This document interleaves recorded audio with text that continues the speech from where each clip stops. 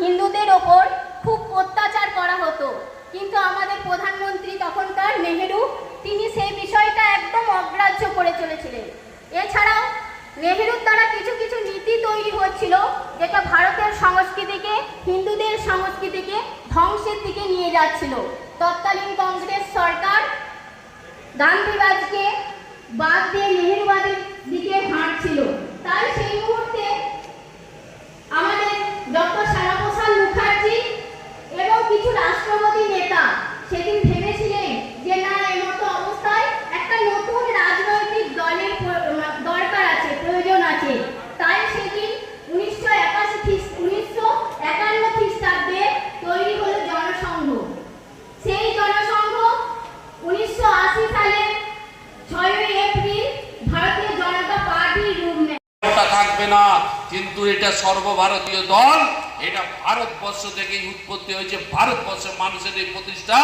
তাই প্রত্যেক কার্যকর্তা এখানে যারা আছেন ওই পতাকাটাকে ধরে রেখেছিলেন এবং তার সাথে সাথে গোটা সারা পশ্চিমবঙ্গের সাধারণ মানুষ, খেটে খাওয়া মানুষ, সমস্ত সম্প্রদায়ের মানুষ, রাষ্ট্রবাদী মানুষ একত্রিত হয়ে ভোট দিয়েছেন এবং জয়লাভ করেছেন। তাই আমাদের সরকার বলে এই সরকার কিন্তু বিজেপি সরকার নয়, এই সরকার সাধারণ মানুষের সরকার। তাই আজ আমাদের ক্ষমতা হয়েছে। আজকে আমাদের যে সবগুলো আছে, শ্যামাপ্রসাদ মুখার্জির জন্মদিন পালন হলে বুথে বুথে পালন হয়। বইয়ের মাধ্যমে, গুগলের মাধ্যম দিয়ে তার সম্বন্ধে পড়ুন এবং পড়ে আপনাদের বুথে অঞ্চলে মানুষের কাছে বক্তব্য রাখুন। বক্তব্য রাখার ফলে মানুষকে বোঝান যে আসল ইতিহাস কি।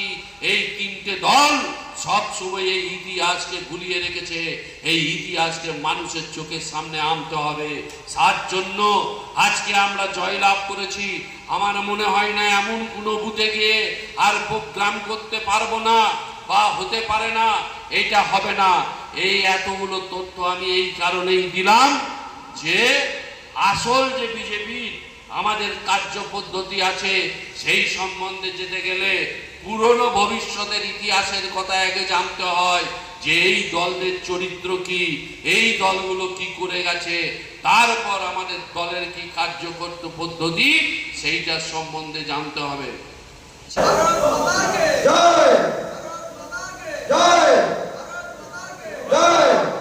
বন্দে বন্দে বলো ভারত মাতা কি, বলো ভারত মাতা কি। জয় শ্রীরাম, জয় শ্রীরাম, জয় শ্রীরাম। আজ আমরা উপস্থিত হয়েছি পণ্ডিত দীনদয়াল উপাধ্যায়ের মহাপ্রশিক্ষণ শিবিরে। এই শিবির কেবল একটি আনুষ্ঠানিক কর্মসূচি নয়, এটি একজন আদর্শ কার্যকর্তা হিসেবে নিজেকে গড়ে তোলার একটি গুরুত্বপূর্ণ সুযোগ। একজন কার্যকর্তার প্রকৃতি শক্তি শুধু তার পরিশ্রম নয়, তার আদর্শ, শৃঙ্খলা, সংগঠনের প্রতি নিষ্ঠা এবং মানুষের প্রতি দায়বদ্ধতায় প্রকাশ পায়।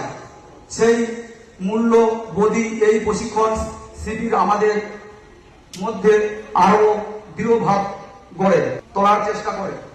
পণ্ডিত দীনদয়াল উপাধ্যায় এমন এক মহান চিন্তাবিদ যিনি আমাদের একাত্ম মানববাদ এবং দর্শন দিয়েছেন।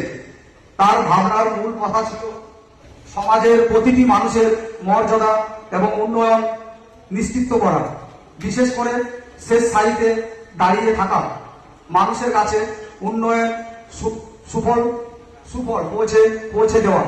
এই চিন্তাধারা আমাদের মনে করিয়ে দেয় যে রাজনীতি কেবল ক্ষমতা অর্জন বিষয় নয়, এটি মানুষের সেবা এবং অতি জাতি গঠনের একটি দায়িত্ব। আজকের দিনে একজন কার্যকর্তার দায়িত্ব আগে যে কোনো সময়ের তুলনায় অনেক বেশি। আমাদের মানুষের কাছে পৌঁছাতে হবে, তাদের সমস্যার কথা মন দিয়ে শুনতে হবে এবং যথাসাধ্য সমাধানের জন্য কাজ করতে হবে।